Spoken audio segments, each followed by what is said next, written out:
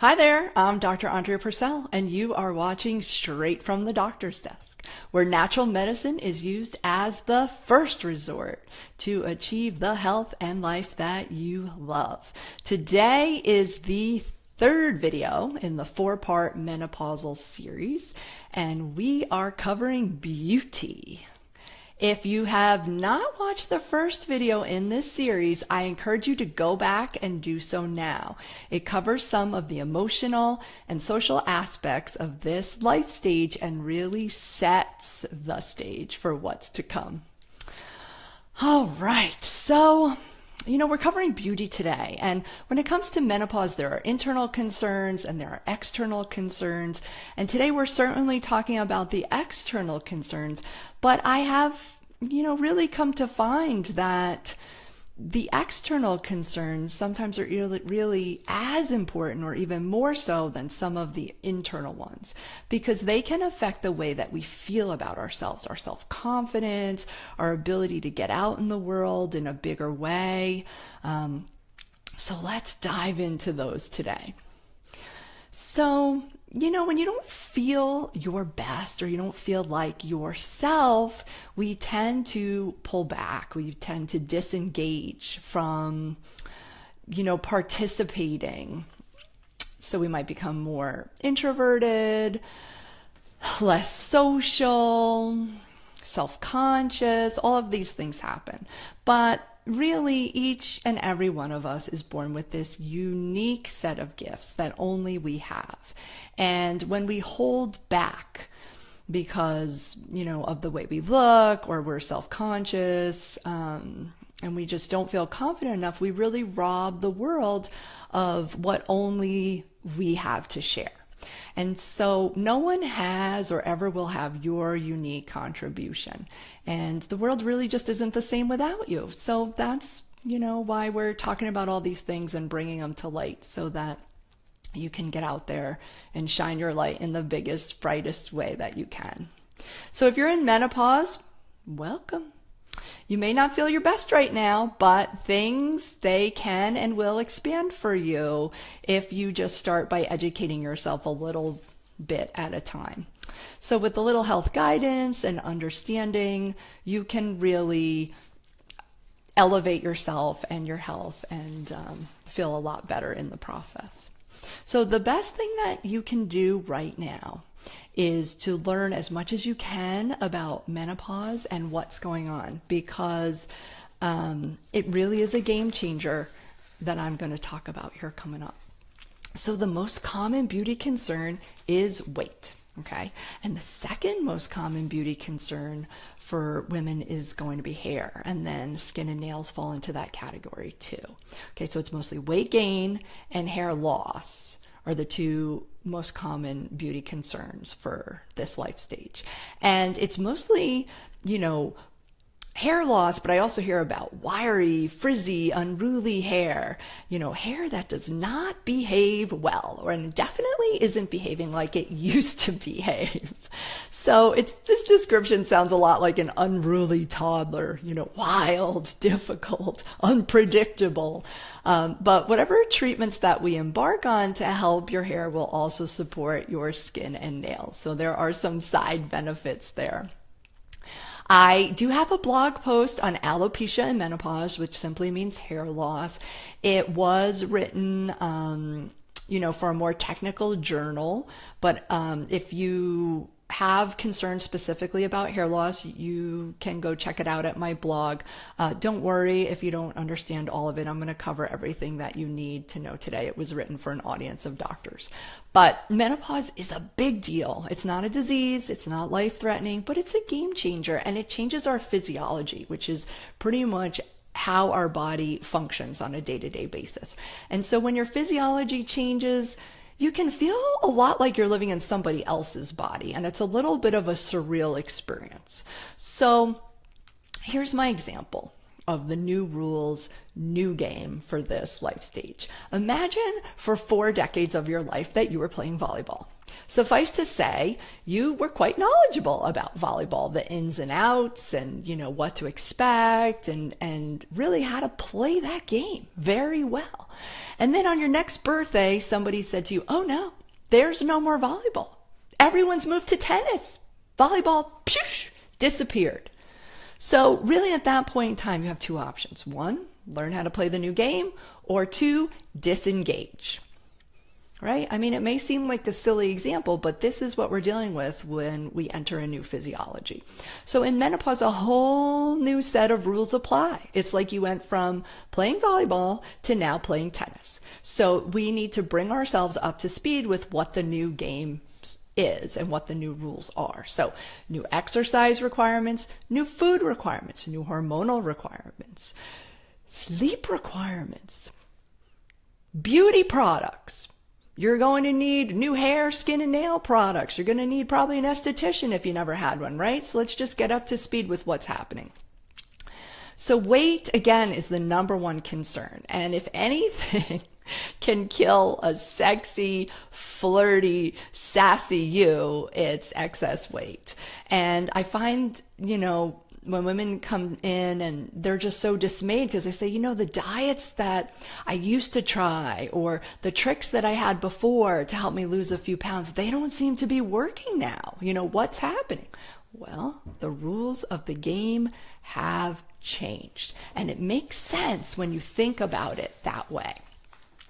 So in menopause, the most successful diet includes mostly a high protein diet, moderate fruit, lots of vegetables, protein, and I would say women will find success with some of the higher protein, higher vegetable intake diets. And food quality does matter. I mean, food choices should be lean organic proteins, low mercury fish, lots of yummy vegetables, 2 to 3 servings of fruit a day, plant-based oils like coconut, olive oil, because nothing is going to take the place of real whole food, and your body really needs that to function its best. I've seen some incredibly stubborn weight issues and weight concerns that arrive in this life stage. So if you're feeling defeated and confused and feel like you've tried everything, then it might be time to work with an alternative practitioner to help you just over the hump and get your metabolism jump started again. As far as hair, skin, and nails go, when something starts happening with your hair or your nails, or you start to notice changes in your skin, it can sometimes be the window into some other things happening in your body. So one of the reasons why hair, skin, and nail supplements work so well is because they replenish trace minerals, some vitamins, some maybe deficiencies that have been happening that are then being reflected in your hair growth, your nail growth, etc. But in essence, hair loss experienced at any point in a woman's life is nothing less than devastating. It is mortifying, and you can lose your dignity. So I found that most doctors perceive hair loss as a vanity complaint. They don't really take it all that seriously. When you go to a doctor and you have like a 7-minute, office visit, the doctor's thinking like, okay, is she going to die of this? Is this life-threatening? Because doctors are trying to address medical conditions that can be life-threatening. And hair loss doesn't fall into that category. So regardless of how devastating it is for you, your physician may not feel the same way. And I sympathize with you. I know, and I get it, and I understand. And that's why we're talking about it today. But menopausal hair loss affects about 50% of all women. That's half of women in menopause entering this life stage, over the next 20, 30, 40, 50 years, however long you're in menopause. So hair growth responds to hormone levels. So what's happening here in menopause is that hormones are fluctuating. Estrogen is in decline. A lot of times testosterone is increasing in response to the lower levels of estrogen, and hair enters a shedding phase. So there are growth phases, there are resting phases, and then there are shedding phases. Those are the 3 phases of hair growth. And thyroid can also play a significant role. So hormones have a lot to do with hair in menopause and the fluctuations of them. So if you have a sneaking suspicion that hormones may be at the root of your hair loss, or if you're questioning that and you really just want to, have a good look taken at your thyroid and how everything is playing together, you probably do need to seek out the help of an alternative practitioner, right? Because again, as I mentioned, in conventional medicine, if it's not life-threatening and, it's very difficult for them to discern or even really care about what's happening with you. But early intervention is very important, and I encourage all women, as soon as you feel like, hey, I'm losing a lot of hair here, there's a lot coming out in my hand when I run my fingers through it, when I wash, it just seems like an exorbitant amount is coming out, do something about it. You need to trust your gut and get going, because the more hair that you lose, or the more advanced the process is, the harder it's going to be to play catch up. So what about stress? Does stress affect us? Of course it does. Stress. So if you're high strung, or if you have a consistently stressful life, chances are that your body is, just taking a bath every day in stress hormone. And this is cortisol and different forms of adrenaline. And high circulating levels of adrenaline will knock the hair off your head. There, I've said it. So what are we going to do? We got to reduce our stress. We have to figure out ways. We all have 24 hours in a day. But it's common to experience hair loss 2 to even 4 months after a hugely stressful event or surgery. And this is another thing that stumps women and doctors, because it's like, well, my hair just started falling out. But then we have to backtrack. Well, what happened to you 2 months ago? What happened to you 4 months ago? Oh, well, we had this big loss, or, oh, I had surgery, or, oh my gosh, I had a divorce. I mean, all of these things play a role. So adrenaline will knock the hair off of your head. And high stress combined with poor nutrition is a bad combination for your hair. So, your hair is not going to be as thick. It's not going to be as shiny. It's not going to grow as fast, and it's going to enter a shedding phase. So supplements that are helpful and help feed hair, skin, and nails include ester C, biotin, silica, trace minerals like selenium, magnesium, zinc, but again, no supplement is going to take the place of really good quality food. So you have to feed yourself well. And then sleep, it's called beauty sleep for a reason. You lose your sleep, you lose your beauty. So you need to aim for a full 7 hours of sleep a night. I had a patient who had a very old and very wise Chinese doctor who she went to for acupuncture. And at the end of each session, he would say to her, lose sleep, lose beauty. Very wise advice, my friend. So today we learned all about the new game of menopause and the learning to play by the new rules. And it starts with an attitude change. It starts with self-awareness and a good look at what needs changing in your life. We've learned that 50% of all menopausal women will experience hair loss, and even more deal with weight gain.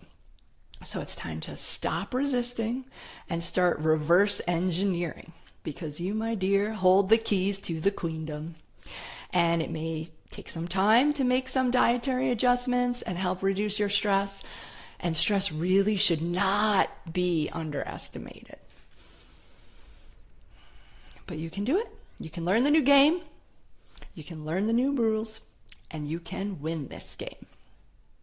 So if this has prompted you to think about things differently, or a question has popped into your mind, go ahead and share. Leave a comment below. And as I always say, you become who you hang around. So let's hang out some more, and we'll help change medicine one person at a time.